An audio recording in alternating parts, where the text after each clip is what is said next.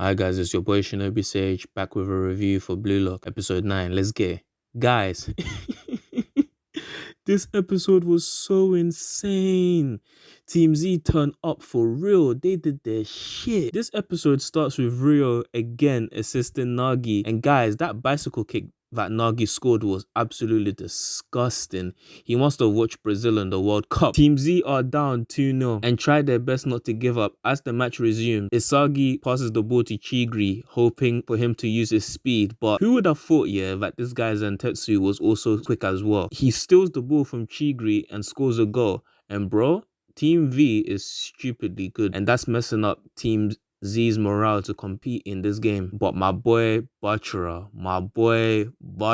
steps up, hyped more than ever, and tells Isagi that they need to push past their limits. First and foremost, I want to thank this studio, 8-Bit Studio, and all of the animators who worked on this series, because that Bachira scene was glorious to watch. Every time Bachira was on the ball, his movements were so fluid and crisp. It's almost as if the animators were watching Neymar and Ronaldinho highlights and just animated over that. Like, hands down, this was the best scene in this episode and probably the best scene so far in this series. Honestly, every episode in Blue Lock just boosted up my confidence in the studio handling this project. And you know what's crazy, guys? You know what's crazy?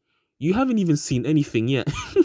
I can't wait to see how they animate big moments. If you know, you know. Man, this guy Butcher looked unstoppable when he was dribbling past the entire defense. He was having too much fun, and that Rabona goal he scored was just icing on the cake. This guy was proper in the zone. If they win this game, his rank will definitely go up for sure. The game is now 3-1, and after seeing his play, Kunigami theorizes that each of them need to find new ways to evolve using their weapons, otherwise they'll lose. As they continue the match, Team Z are motivated to go beyond their limit. Raichi tightly guards Rio, and my boy Chigri blocks Zantetsu's pass, and Connie blocks Nagi's shot with his face. The boys are really putting their bodies on the line for this match. I love it. Bachira then passes the ball to Kunigami, and he's slightly outside his shooting range, but he goes plus ultra and shoots beyond his range. And guys, how ridiculous was that spin? How ridiculous was that spin shot that had both him and the keeper confused?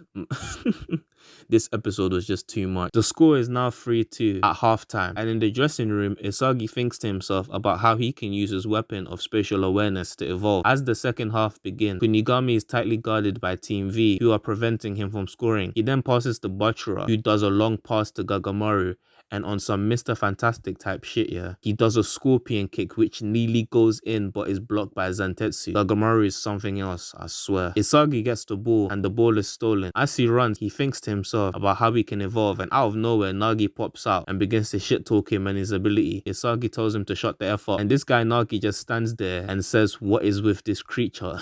Bro, this guy Nagi is an alien, bro. He's not even human. Like, it took him and Rio only 6 months to become this good at football. That's what you call a prodigy for sure. And let's not sleep on Rio too, because he's very, very good, but he's not on Nagi's level because Nagi's the GOAT. Rio receives a yellow card for hitting Raichi. Then Raichi passes the ball to our princess. He goes up against Zantetsu and realizes that Zantetsu has a speed zone. Chigri decides to run outside of his zone and scores a goal, tying the score to 3-3. Man, I can't lie, I love seeing Chigri shine like this, bro. Just love it. Guys, this was an excellent episode of Blue Lock. So far, it's the best one. But the thing about Blue Lock is that every week it gets better. So probably next week, I'm definitely going to say is the best. All of Team Z stepped up, not just with their attacking football, but even defending. They all did their part.